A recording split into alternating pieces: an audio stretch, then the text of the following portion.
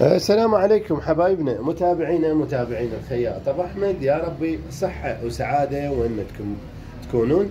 هوايه من الخوات حبوا وقالوا لي يا ابو احمد اذا كملت عندك هاي البرنسيسه الملكه شوفنا اياها وانا اشوفكم اياها. طبعا تحياتي لزبونتي واختنا ام سجاد زين اللي خابرتني قبل شويه وقالت لي ابو احمد دز لي اياها وانا ان شاء الله باكر يوصلها الطلب. هذه من اروع الاشياء اللي قلت لكم عليها. هذا راح تكون بهالشكل، هذا مسطره دقم كامله، وهذه الردن مالتها بهالشكل هذا مثل ما تشوفونها. طبعا راح يكون هذا القيراج وهاي النقشه نزلت لها الورده، فالشيء اكثر من روعه.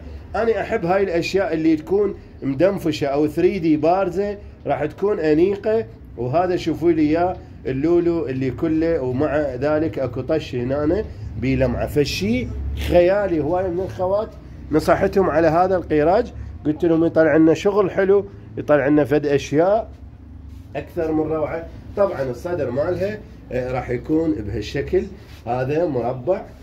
هذه النقشه راح تكون هالشكل، وهذه المسطره نازله. شوفي لي اياها بداعه ومن جوا كلوشه، فشي يعني كلش حلوه. اني الخامه الكابوي يعني لي عبالك لي من تشوفيها.